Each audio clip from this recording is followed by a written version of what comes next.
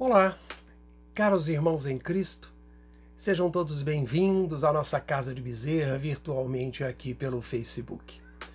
Aqui estamos mais uma vez para falar, sentir, refletir e nos harmonizar com o estudo do Evangelho de Jesus à luz da doutrina espírita. E é bom lembrar que esses nossos encontros são semanais, ocorrem todas as quartas-feiras às 10 horas. Aqui estaremos com um vídeo novo, junto com o apoio dos amigos espirituais. E nesses momentos podemos afirmar, de grandes desafios, reforço o convite para todos nós. Vamos nos permitir uma pausa para reflexão e harmonização das nossas mentes e corações, sempre voltados para a luz que nos direciona ao bem. E hoje eu quero falar com vocês sobre um tema muito interessante, o sono e os sonhos. E nesta área de fazer planos e sonhar coisas para o futuro, nada é mais importante do que colocar Deus em primeiro lugar e pedir que Ele guie todas as nossas decisões da nossa vida. Isso está em Mateus, no capítulo 6, versículo 33.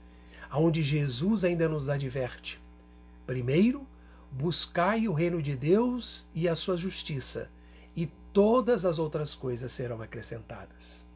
E lá na Bíblia, diz que um sonho pode ser um meio usado por Deus para falar com as pessoas.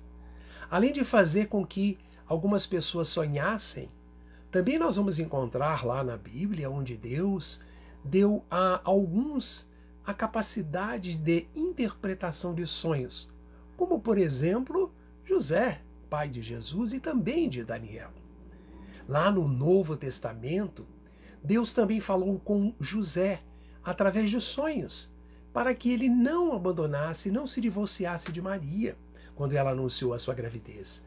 Vamos verificar também que na Bíblia o sonho tem alguns propósitos. Primeiro, para alertar e dar indicações, como por exemplo em Mateus capítulo 2, versículo 12.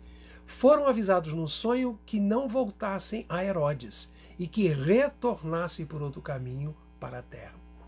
Também os sonhos servem para revelar uma profecia, como aconteceu no caso de José, quando lá está em Gênesis. Ora, José teve um sonho e quando contou aos seus irmãos, eles o odiaram ainda mais. E por fim, o sonho também para encorajar uma pessoa ou um grupo. Está lá no Antigo Testamento em Juízes, dizendo: quando Gedeão chegou, um homem estava contando um sonho ao seu companheiro, compartilhando a sua experiência. Então, logo, irmãos, é muito importante dizer, e porque ter muito cuidado, que nem todos os sonhos são dados por Deus.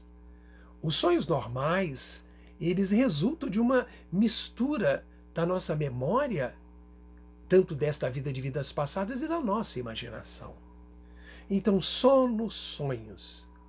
Por que tanta importância se dá a eles? Vamos perguntar o que é um sonho.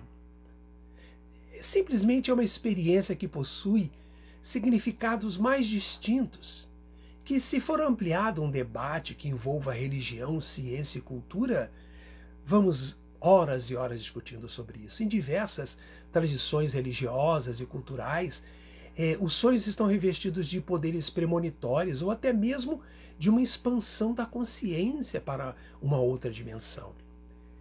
E dentre as nossas necessidades fisiológicas, dormir é uma das principais e mais, digamos, saborosas, né, necessidades que temos na nossa vida. Mas é muito mais do que isso. Quando nós temos uma noite de sono tranquilo, reparador, o que acontece conosco? Nós despertamos mais alegres, mais bem dispostos e devidamente preparados para as lutas do dia a dia. Porém, se por outro lado tivemos uma noite mal dormida, o dia seguinte vai ser cansativo e desanimador. E isto sem falarmos naquela chamada noite sinistra que os pesadelos flagelam impiedosamente, fazendo às vezes nos acordar aos gritos, com o corpo todo trêmulo, suando frio e angustiados. Sensação desagradável. Mas o que nos levaria a essa experiência tão indesejável? Por que tanta diversidade no ato simples de dormir e sonhar. Por que tamanha influência no nosso cotidiano? Quantos questionamentos? Que motivos se esconderiam nos insondáveis, digamos assim, mistérios da noite? E a ciência sabe que o sono tem outras necessidades básicas, além daquelas que normalmente se conhece. No entanto, a ciência ainda tateia nos campos mais complexos do ato de dormir, em suas inúmeras variedades e também nas consequências que trazem à nossa saúde como um todo. Dedicados e incansáveis são os cientistas que vêm aos poucos desbravando o que a doutrina espírita, o espiritismo, há muito nos ensina.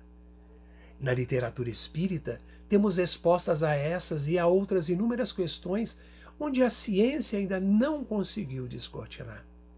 Vamos lembrar Kardec, em O Livro dos Espíritos, no item 400, que nos propicia o entendimento dessas questões tão importantes quanto profundas. Há quem diga que quando dormimos é como se estivéssemos, entre aspas, mortos. Na verdade é isso mesmo, porém é com uma grande diferença. Porque quando nós dormimos, nós, enquanto espíritos, nos desprendemos parcialmente do corpo e quando desencarnamos, ele se faz definitivamente. E com o espiritismo, através do mestre Kardec, aprendemos que o espírito pode, através do sono, viajar por outras esferas, visitar pessoas encarnadas ou não, aqueles que amamos ou não, nos conectando, assim com as pessoas que estejam na mesma faixa vibratória, boas ou ruins, em que nós nos sintonizamos. E ainda podemos receber consolo sobre as questões que nos afligem e até mesmo visualizar coisas que ainda estão por acontecer. E na maioria das vezes em que isso acontece, não nos é possível a lembrança do fato. No entanto, ao despertarmos pela manhã, inexplicavelmente, intuímos a solução que tanto buscávamos no dia anterior. Outras vezes, o esquecimento ainda mais longo, porém, seu efeito nada perde, pois no momento oportuno se fará presente na forma de uma inspiração de momento. É aquele momento em que às vezes nós dizemos, eureka, eu tive uma excelente ideia. E eu questiono, será que a ideia realmente foi nossa? Nem sempre. E é importante saber que o corpo deve e precisa ser respeitado nele a sua necessidade de repouso. Mas é igualmente importante que com o espírito nós também tenhamos esse cuidado. E é interessante perguntar, mas então, o espírito não descansa? E a resposta também está em O Livro dos Espíritos. E ela é muito clara. Não, o espírito jamais está inativo. E eles dizem, quando o corpo repousa, acreditam, tem o espírito mais faculdades do que no estado de vigília, quando nós estamos despertos. Nós lembramos do passado e algumas vezes podemos até prever o futuro. Adquirimos a maior potencialidade e poder pôr-se em comunicação com os demais espíritos, quer deste mundo, quer de outro. Há dias, entretanto, em que nós não sonhamos. Não é bem assim, é que nem sempre nos lembramos, vamos dizer, das nossas andanças noturnas. Então, o sonho é uma lembrança possível do que o espírito viu e vivenciou durante o sono. Então perguntamos, como se explica os sonhos esquisitos que por vezes nos acometem? Irmãos, é que nem sempre seria bom para nós a lembrança total de um sonho. Bem por isso a providência divina nos poupa. E os sonhos passam a ter um sentido alegórico, ser representado por símbolos, às vezes, de difícil entendimento ou até mesmo por uma incoerência, pelos resultados, pelos vazios que são deixados. Mas isso tudo acreditamos que é para o nosso benefício. Porque devemos nos reunir, e sempre que possível, após o instante do sono, esses fragmentos restantes, e não nos preocupando muito com os significados pessoais que eles possam ter.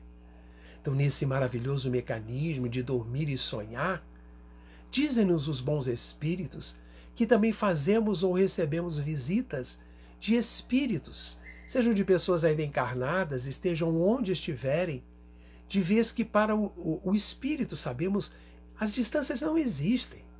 E que através desses bate-papos, dessas conversas, trocamos experiências, sonhos, projetos, nos ajudamos mutuamente. Enfim, dormir e sonhar é continuar recebendo as inúmeras dádivas com que Deus nos presenteia. E Ele nos criou para a evolução e o caminho da perfeição. Jamais nos esqueçamos disso. Se os nossos sonhos e planos estiverem de acordo com o plano de Deus, e se entregarmos tudo em suas mãos, as coisas com certeza vão correr bem. Assim, somos encorajados a trabalhar mais arduamente para realizarmos os nossos planos mais nobres na estrada do bem. Então, caros irmãos, é o que temos para hoje. Essas são as nossas simples reflexões. Espero que tenhamos aproveitado esse momento e que possamos estar juntos na próxima semana, em que falaremos novamente do Evangelho de Jesus à luz da doutrina espírita. Um abraço fraterno em todos, fiquem em paz e continuem se cuidando.